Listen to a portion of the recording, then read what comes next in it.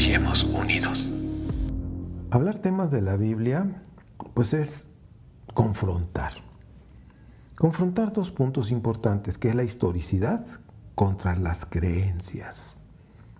Cuando hablamos de historicidad, pues tiene que ver con ciencias bíblicas, la arqueología, historia, filología. Usar la razón. Pero cuando estamos hablando ahora de creencias, es creer sin cuestionar, es creer sin preguntar, es creer sin usar la razón, es decir, sin pensar. Quiero decirte que cada creencia genera una interpretación.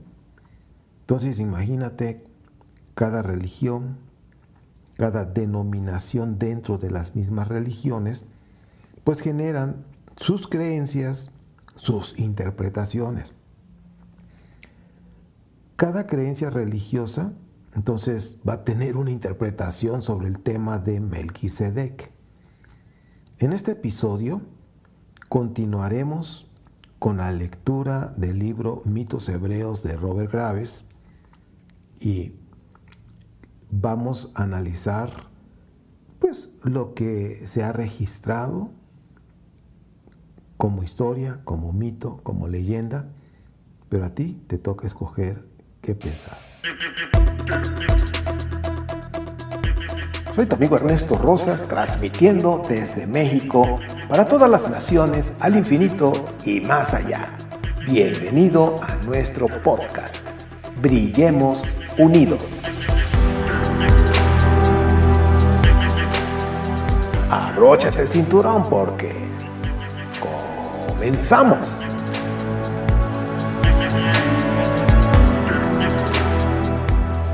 Soy Ernesto Rosas transmitiendo desde México y es un placer poder estar aquí con ustedes dando continuidad al tema precisamente de Melquisedec, que es un tema importante, un tema que ha generado pues especulaciones, mitos, leyendas, tantas cosas, pero pues bueno, hay información que ha estado registrada desde hace tiempo.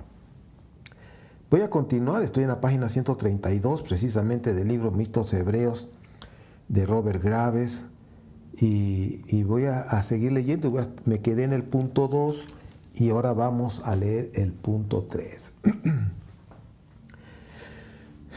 Dice: los nombres de 5 ciudades de la llanura y sus reyes siguen planteando numerosos problemas. No se sabe con seguridad qué significa el nombre de Berá, rey de Sodoma. Algunos ven que en él una forma abreviada de un nombre teofórico como Berá Baal. Repito, Berá Baal.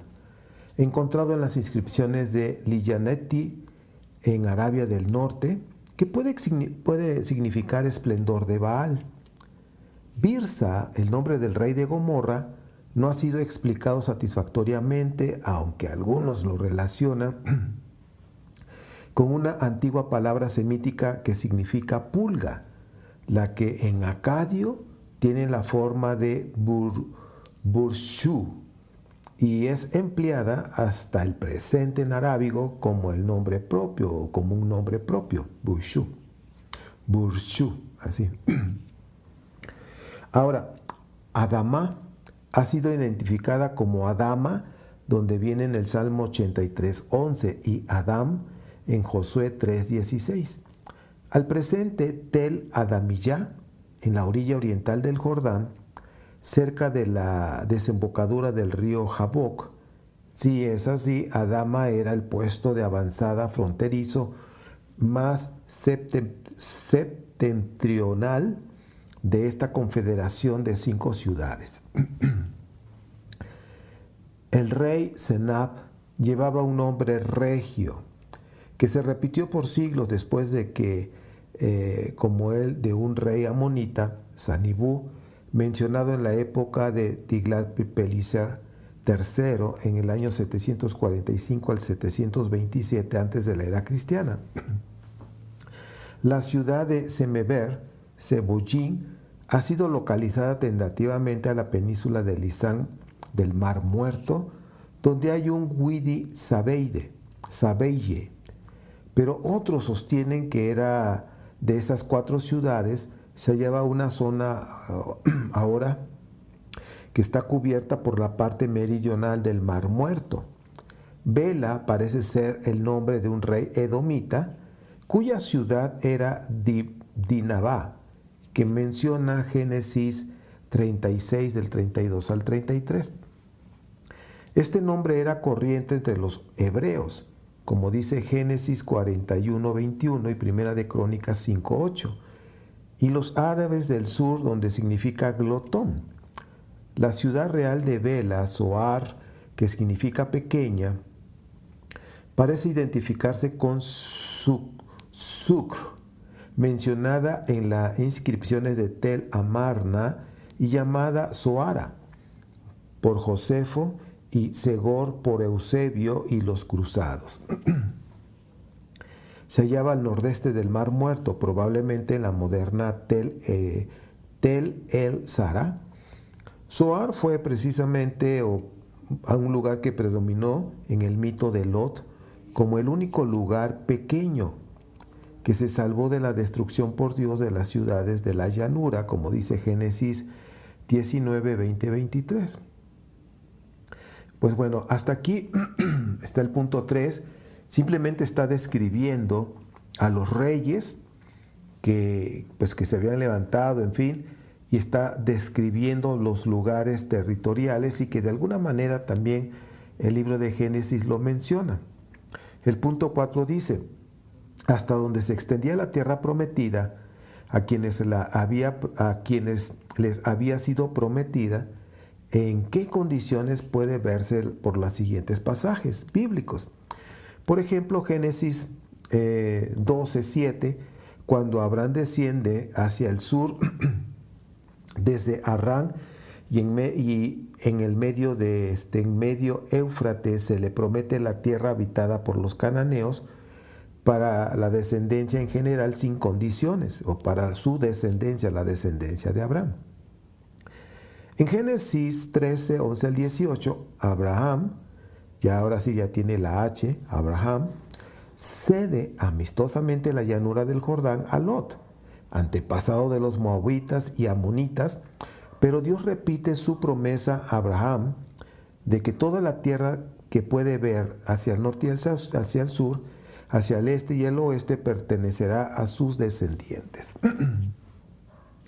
Ahora vemos en Génesis 15, 18 al 19, Dios le promete a Abraham para sus descendientes en general todo el territorio del río Egipto, cerca de Gaza y el Éufrates, incluyendo toda la tierra del Canaán, definida en Génesis 10, 19, y como extendiéndose desde Sidón hasta Gaza y el Mar Rojo. Ahora, dése cuenta cómo está, ahora sí que de acuerdo a estos relatos de Génesis, se le entregó la tierra a Abraham. En Génesis 17, 8 al 14, se promete a Abraham para su descendencia en general y para siempre toda la tierra de Canaán, con la condición de que adoren solamente a Dios, practiquen la circuncisión continuará su título para la posesión de la tierra. Ahora, aquí antes de seguir leyendo, quiero decirles que la circuncisión pues era una costumbre que se hacía en aquellos tiempos. Egipto practicaba la circuncisión, entre otras culturas. Pero ya aquí se establece como una marca religiosa de un pacto. En Génesis 20, es que como están en números romanos, este es Génesis 26, 3 al 4. Esta promesa es renovada a Isaac, el segundo hijo de Abraham. Y Génesis 28, 13 al 15, Dios repite la misma promesa a Jacob, el hijo menor de Isaac, justo antes de que salga de Canaán para ir a Mesopotamia. Génesis 35, 11 al 12, cuando Jacob vuelve a Canaán, Dios repite la promesa en Betel. En Génesis 23, 31 al 33, vemos ahí que dice: a los israelitas descendientes de Isaac, por medio de Jacob, se les promete el mismo extenso territorio, con la condición de que expulsen a los habitantes originales y no hagan pacto con alguno de ellos. Números 32, 50 al 56 y número 34, el 1 al 15, se ordena a los israelitas que ocupen Canaán, incluyendo el país de los filisteos y parte de Transjordania. Deuteronomio 1, 7 al 8, se declara que los límites de la tierra prometida se extienden desde el desierto hasta el Líbano y desde el mar Mediterráneo hasta el río Éufrates. En Deuteronomio 11, 22 se pone una nueva condición a la promesa: que Israel observe la ley mosaica. Ahora, si ustedes se dan cuenta, en todos estos relatos cada vez pasa el tiempo y se van agregando condiciones, y van diciendo: la tierra es esta, es tuya, la tierra es tuya y la tierra es tuya, de esta manera. Ahora, dice: Dan, el punto más septentrional de Palestina, ocupado por las tribus hebreas, se llamaba originalmente Lais, que es León, como lo dicen Jueces 18, 7 y 29. Posteriormente, Paneas.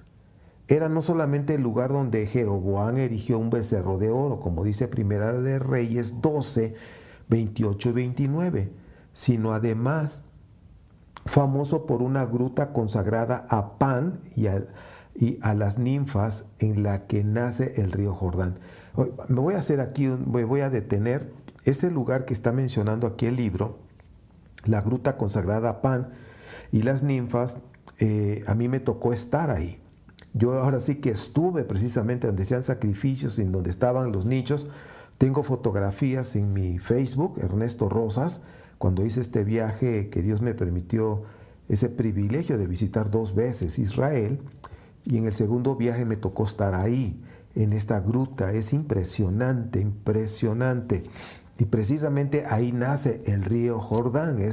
Por eso le llamo impresionante. Son unos caudales de aguas y un color verde alrededor. Tienen que ver las fotos ahí en Ernesto Rosas, en Facebook, y busquen ahí en el álbum de Israel. Repito, dice: sino además famoso por una gruta consagrada a Pan. Precisamente antes de seguir, Pan era un demonio, por decirlo así, un espíritu del bajo astral, y de ahí viene la raíz de que una persona entra en pánico por cuestión de miedo, ¿ok? Y fíjense qué curioso, ahorita esa gruta, antes había un agua corriente, ahí empezaba a nacer el río, y ahí hacían sacrificios, ahí echaban los animales donde nacía esa agua, y hubo un temblor que selló ese lugar. Por eso les digo que es impresionante de lo que se hacía en esos lugares.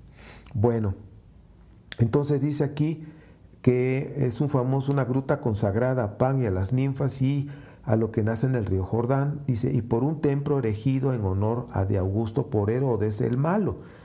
Josefo lo menciona en Antigüedades 15:10. Posteriormente se convirtió en Cesarea de Filipo, ciudad pagana que evitó asiduamente Jesús, en Mateo 16:13, Marcos 8:27. El montículo situado sobre la gruta sigue llamándose hoy día Tel el Cadi, montículo del juez. Cadi es la traducción arábiga de Dan, que es juez. Y bueno, esos lugares que está mencionando aquí el libro, de veras, qué privilegio que Dios me permitió conocer todos esos lugares históricos en cuanto a los relatos de la Biblia. Y bueno, y todavía están ahí las grutas, todavía está ese material como evidencia de esto que estoy leyendo. El punto 5, ahora vamos a regresar con Melquisedec. Dice: el mito de Melquisedec constituye, fíjense, está hablando como un mito, dice, constituye un título para la santidad peculiar de Jerusalén y la institución de un diezmo sacerdotal. Pero según Éxodo 25:30 y Éxodo 29:40, dice, las reglas que rigen el pan de la proposición, las libaciones de vino y los sacrificios fueron reveladas por primera vez por Dios a Moisés en el desierto.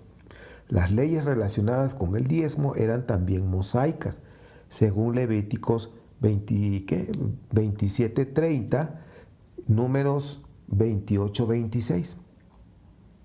Ahora fíjense, aquí están hablando de un mito ya, un mito. Voy a seguir leyendo el punto 6. Dice, aunque Melquisedec, nombre que se parece a Adoni-Sedec, rey de Jerusalén, en Josué 10:1, significa el Dios Sedec es mi rey. Fue interpretado más tarde como el Señor de rectitud.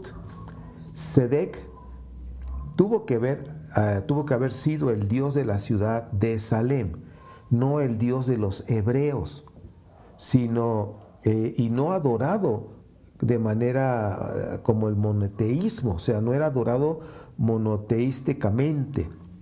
Los amonitas lo llamaban Saduc. Entonces, Sedec además era el nombre hebreo del planeta Júpiter, lo que permitió al Midrash derivar de este encuentro de Melquisedec y Abraham el mito que el planeta ayudó a Abraham contra sus enemigos. Un valle del rey aparece en el relato de Absalón en 2 de Samuel 18:18. Y según Josefo, se halla a 1/4 de milla de Jerusalén. Este puede ser el valle del rey Sabé, posteriormente maldito como valle de Ginón, o Geena, o Tofet. El escenario de los sacrificios humanos del rey Ahaz, según 2 de Crónicas 28:3. Una tradición citada en Hebreos 7:3 de que Melquisedec no tenía padre ni madre, y se puede basar en una frase análoga que se encuentra repetidamente en cartas enviadas por el rey jebuseo Abdu-Jebá, esclavo de la diosa Jeba. ¿Qué es lo que significa? El faraón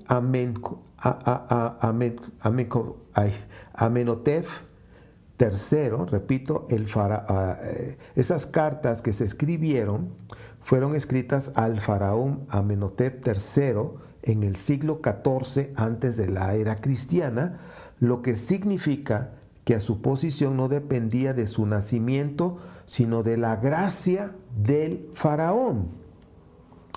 Lotán aparece en Génesis 36, 21 al 22 y en Primera de Crónicas 1, 38 al 39. Lotán como el hijo mayor de Seir el Horrita, y en los documentos egipcios como una zona geográfica de la Palestina meridional, que incluía el monte Seir.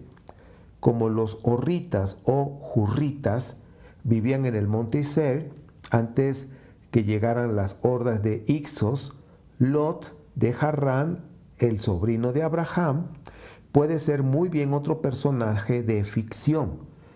Pero tal vez los hebreos de Abraham, después de desalojar a los horritas de los campos de pastoreo de Lotán, les ayudaron contra los incursores orientales provenientes de Elam. Pues bueno, hasta aquí estamos viendo cómo de alguna manera son mitos acerca de Melquisedec y con respecto de que no tenía padre y madre, como decía el libro de Hebreos. ¿Sí? Esa parte dice una tradición citada en Hebreos 7:3, pues de que Melquisedec no tenía padre ni madre, se puede basar en una frase análoga, pues que se encuentra repetidamente en cartas enviadas por el rey jebuseo Abud-Jebá, que significa esclavo de la diosa Jeba, cartas que le envió al faraón Amenhotep III en el siglo XIV. Entonces fíjense cómo toda esta información, repito, como dije al principio, Cada quien interpreta como mejor le parece, de acuerdo a sus creencias. Y por supuesto que en el cristianismo tenían que relacionarlo con sus dogmas, que precisamente nacieron después del siglo II de esta era cristiana, y empezaron a acomodar, a reinterpretar de acuerdo a sus creencias, ¿ok? A reinterpretar la vida de Yeshua, su ministerio, su misión. Pues bueno, vamos a hacer aquí un pequeño paréntesis y quiero compartirles un anuncio.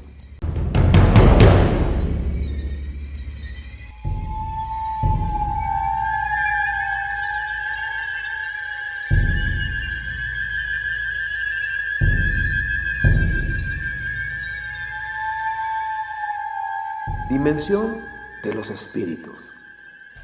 En esta serie, que es un curso, cuestionaremos los mitos, leyendas y creencias religiosas con respecto a los espíritus, su dimensión, y han satanizado tantas ideas como hemos hablado de las creencias. Entonces vamos a cuestionarlas y hay muchos recursos, hay muchos libros, también hay experiencias. Y esto lo vamos a hacer a partir de agosto 7, todos los lunes. Van a ser 4 lunes, del 7 al 28 de agosto del 2023, en vivo por Zoom a las 7 de la noche, hora Centro México. Suscríbete ya, escribe al correo ernestoard@gmail.com. No te pierdas esta serie. Incluye los videos que se van a grabar, incluyen los libros, incluyen los apuntes y los materiales extras que tengan que ver con esta serie, y estoy seguro que se te van a abrir los ojos al ver cosas que ni te imaginas, pero que es una realidad. La dimensión de los espíritus es una realidad, está entre nosotros y a veces ni cuenta nos damos. Entonces no te pierdas esta serie que vamos a comenzar en agosto 7, del 7 al 28, todos los lunes por Zoom a las 7 de la noche, hora Centro México. Suscríbete ya, no te lo pierdas. Nos vemos ahí con el favor de Dios en agosto 7 del 2023.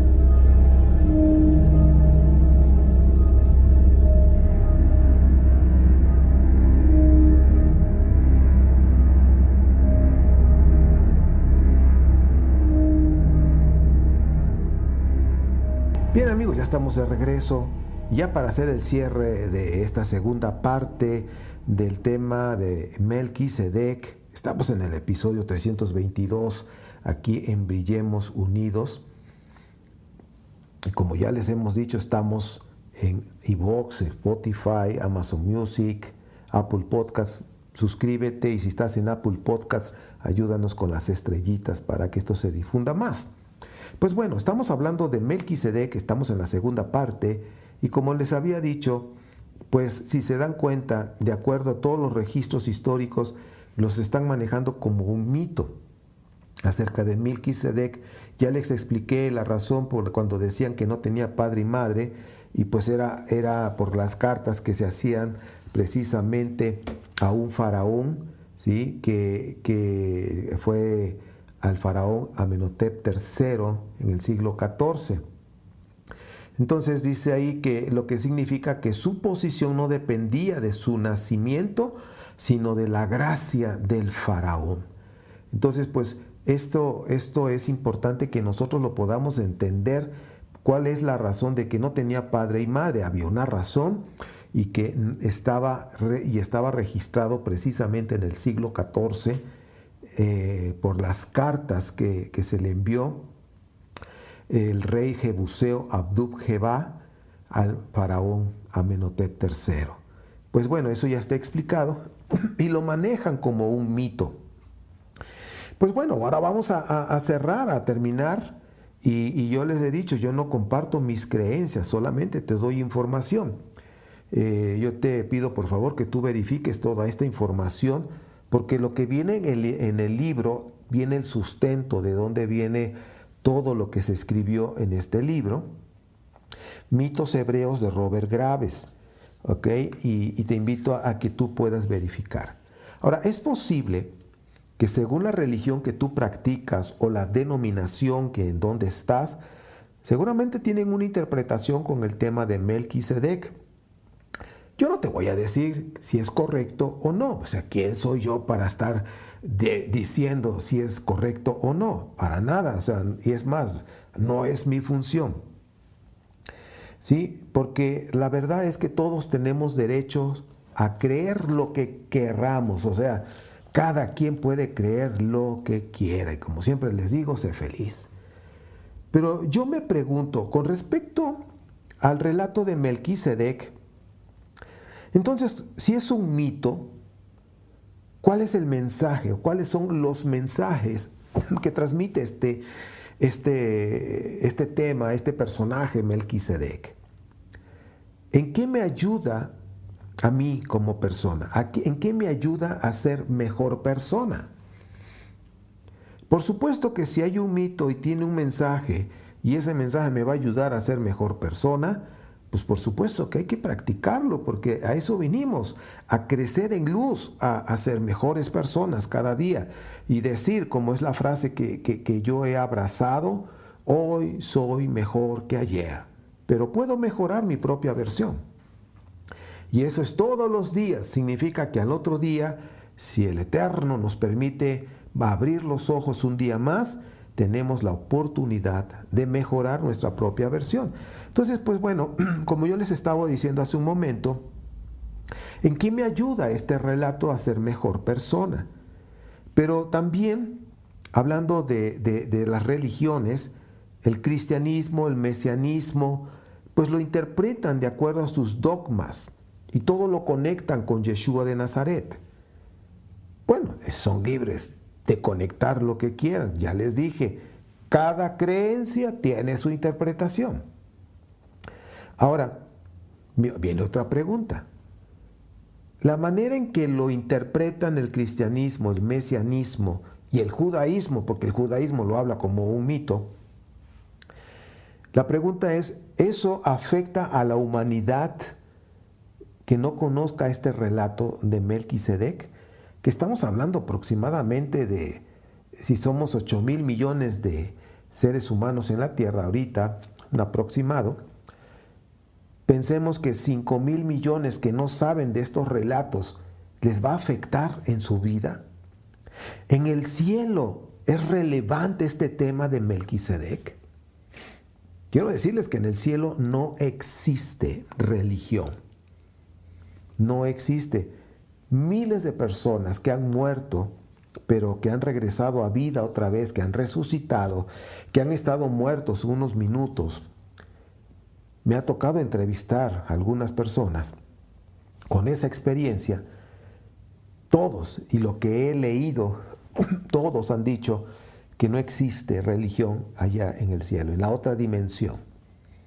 No existe religión, que lo único que existe es amor, luz, armonía, unidad, paz, conocimiento. Entonces, si no existe religión allá en la otra dimensión, por decirlo así, en el cielo, pues no va a afectar a la humanidad que no sepan acerca de Melquisedec, que muchos no conocen de Yeshua. Entonces, hay que cuestionar esto. ¿Afecta a las personas que no conozcan acerca del tema de Melquisedec? Por supuesto que no, porque en el cielo no existe la religión. La tierra existe desde hace 4,500 millones de años, según estudios que se han hecho. Hay registros de huesos humanos de aproximadamente hace 2 millones de años. Entonces, si estamos hablando de hace 2 millones de años que existen registros de huesos humanos, entonces ellos no conocieron acerca de Melquisedec, es más, ni había nacido Melquisedec según los relatos, ¿verdad? Quiero decirte que hay mitos, muchos mitos alrededor de este tema de Melquisedec. Hay mitos y leyendas en los Midrash de la Torá. Te los digo porque yo lo he corroborado, ya investigué y he corroborado. Por eso yo te pido, por favor, que verifiques todo lo que acabo de leer, todo lo que te estoy diciendo. Saca tus conclusiones porque a ti te toca escoger qué pensar. No permitas que la religión secuestre tu razón. No lo permitas que la religión secuestre tu razón. Atrévete a cuestionar, atrévete a pensar, sé feliz. Y como siempre he dicho, brillemos unidos, iluminemos el universo. Lo más importante es brillar, como decía Yeshua en Mateo 5. Brillen. Y pues bueno, esto es el cierre de este tema de Melquisedec. A ti te toca escoger qué pensar. A mí en lo personal no me afecta. Si existió o no existió Melquisedec, si fue real o es un mito, me da igual. Porque mi conexión es directa con mi Creador. Y lo que yo estoy experimentando ahora no tiene nada que ver con mis creencias. Superó mis creencias, va más allá de mis creencias, como se los dije en el video anterior.